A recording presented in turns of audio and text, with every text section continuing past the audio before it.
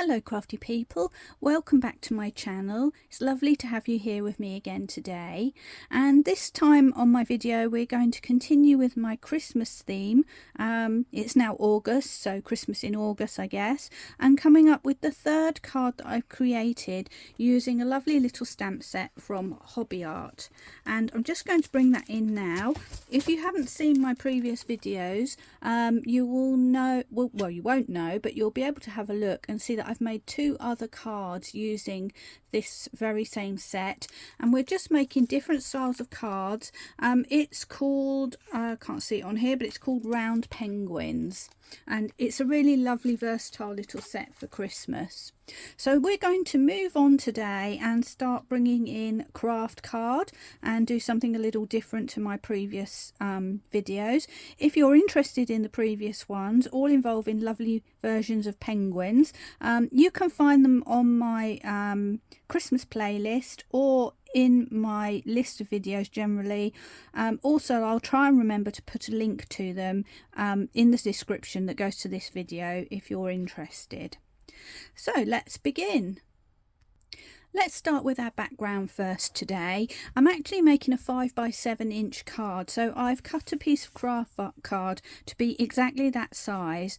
I've then cut a piece of white thin card to be the same size, but I've drawn some wobbly lines on it and cut a snowdrift, and there's really no skill involved in that. You just take your piece of card and just draw a line and cut. And then on the other side of that same piece of card I did the same thing, and I've cut another piece of card so that we've got closer snowdrifts, so they're going to go together like that.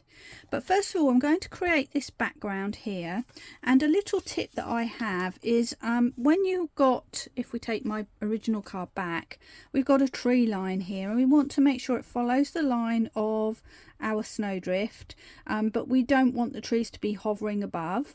So what I'm going to do is take my piece of card that I've made, and I'm going to place it where I want it on my background Kraft card, and then I'm just going to pull it down very slightly, move it down a little bit, just maybe, I don't know, a few millimeters.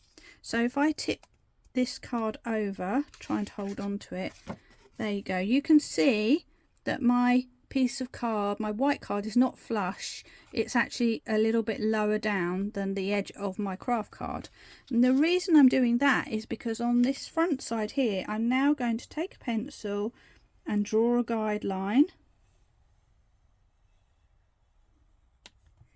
and that will end up being just below where the line of my card is. So when I put my piece of card back on top in the correct place, you can't see that line at all. But when I remove my card, I've got a nice clear line, so I can see where I need to be stamping my trees, in this case, to make sure that they go all the way to the bottom and they're not hovering in the middle of the sky.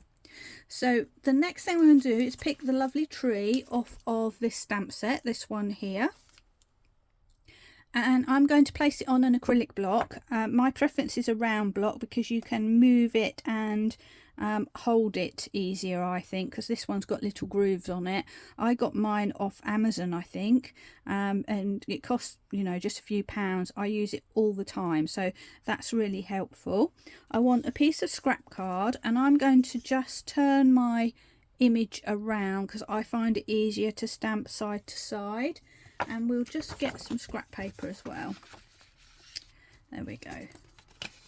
Let's get my snowdrifts out of the way, and I'm going to use Versifying Clair in Rainforest to stamp my trees.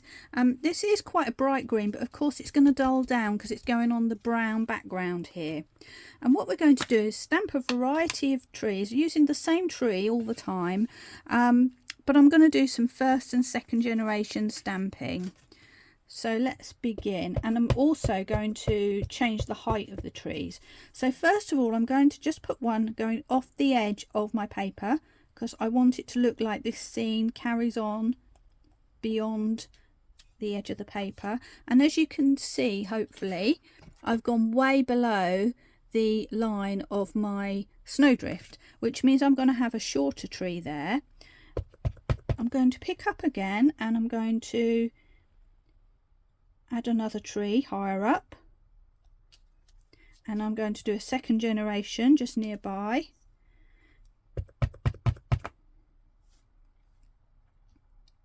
And I might carry on and do the same sort of thing, and then I can do a second generation in the distance. I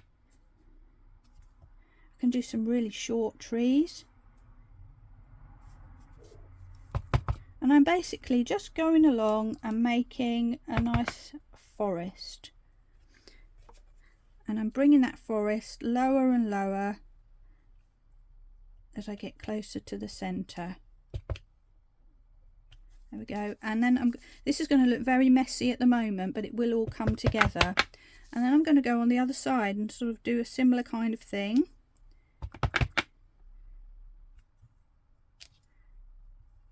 And you can do third generation stamping if you want to as well. It's all up to you. So I'm going to do a really high one there.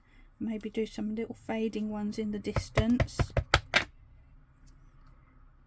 And for me, doing it sideways on like this makes it easier for me to sort of line up my trees. And they're not perfectly straight, but they're kind of okay. And I might just add some little sprouts down the bottom here.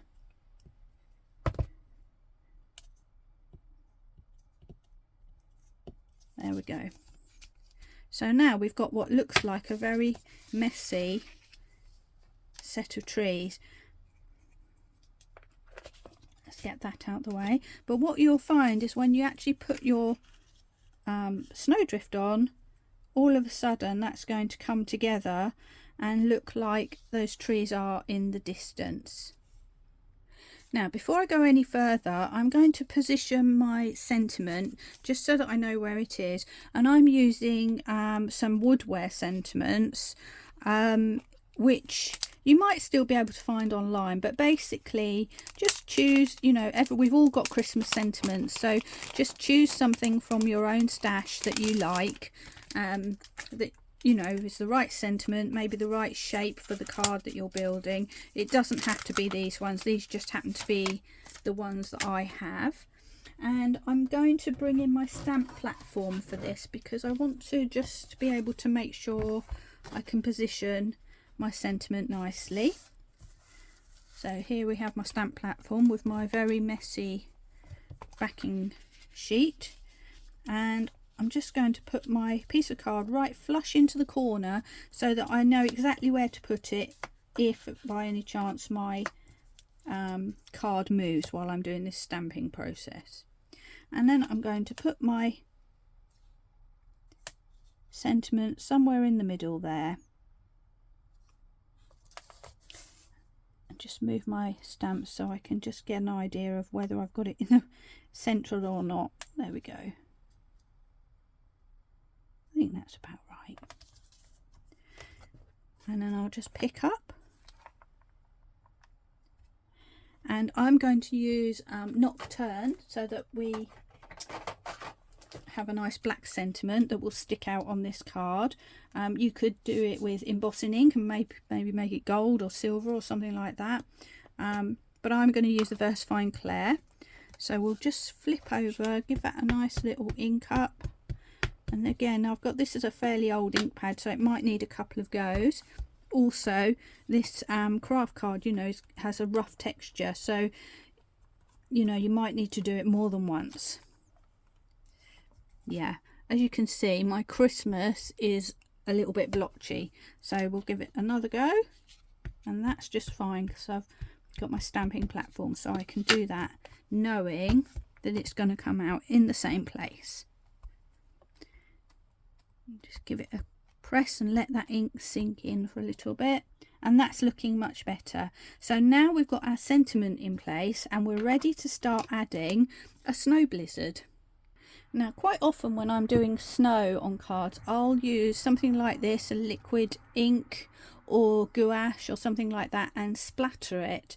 But today I thought we'd go for the traditional way, which is to use a Posca pen.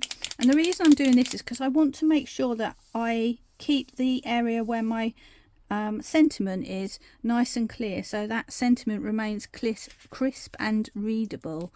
So all I'm going to do, this is a PC5M, so it's a sort of 2mm nib on this one.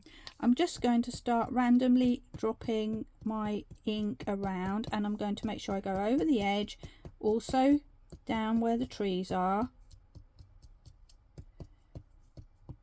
and trying to avoid that sentiment in the middle. That said, to make these look a bit more random, and I'm holding my pen very loosely, so I'm not entirely sure where it's going to land.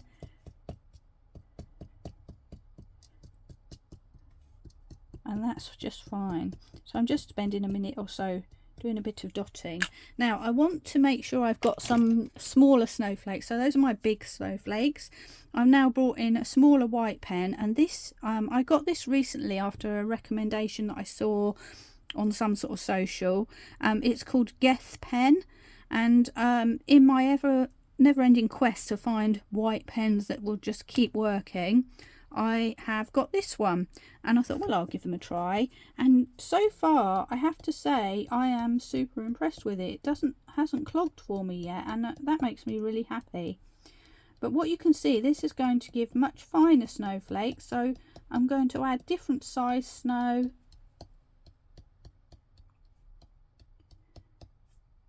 onto my page. So this is you know, nice and simple. You get the gist. So I'm just going to pause while I finish making my snowstorm.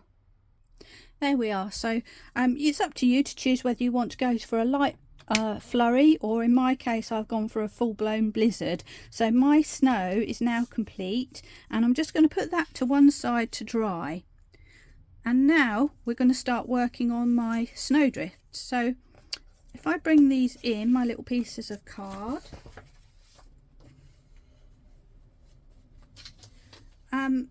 you know, these are white and very flat at the moment, so we want to add some dimension. I'm going to add some blue to give some shade and sort of roundness to these drifts. And again, I need to work out where the shadow is going to be behind my front layer of snow. I'm going to want to have some shadow up here. So just as I did with my backing page, I'm going to take my front piece, lay it just a little bit below where I want it to be, and draw myself a little guideline. And if you accidentally draw over your piece of paper like I just did, you can just give that a rub out. There we go. So now I've got a guideline. I know that I want my shadow to come, you know, just above this area here. And to create my shadow, I'm going to use Broken China regular distress ink, because it's like fairly translucent. I want a soft covering of shade, not a thick solid opaque look. So I'm going for my distress ink in the black box, and I've got a soft round brush which I'm going to use to create the snow. And it's always a good idea just to have a scrap of paper nearby, just to take off that first dab of ink, just to make sure we don't get these telltale little brush marks. And with that in mind, just starting below the line, I'm going to start adding my blue all the way along. And at first you'll hardly see it, but we're just going to keep going until we get a lovely shade of blue just coming up there above that snow.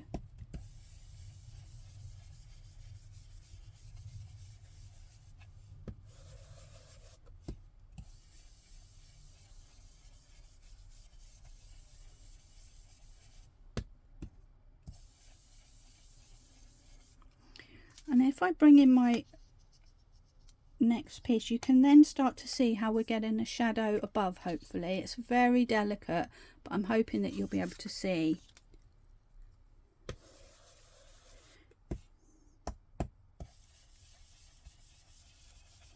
So now I'm starting to deepen that colour a little bit.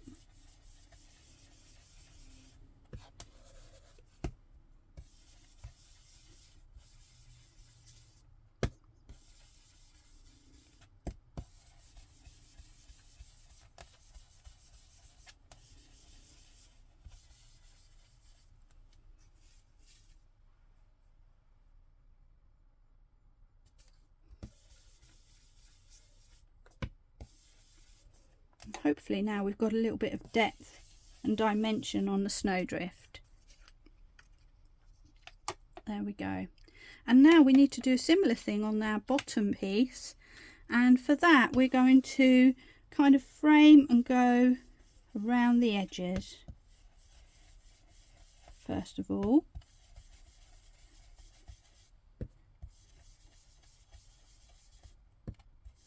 We're just going to keep going around and creating a little bit of shadow.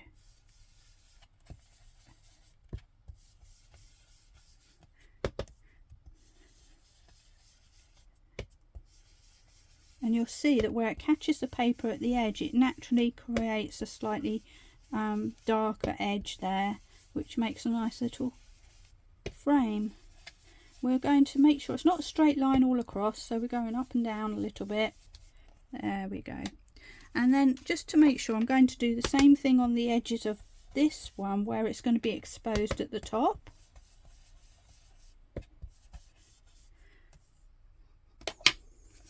Now we've got our snowdrifts ready to go. I just need to go right up to the top on this one here, creating our nice little frame.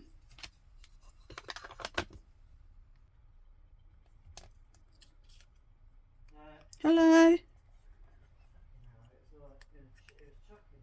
Oh,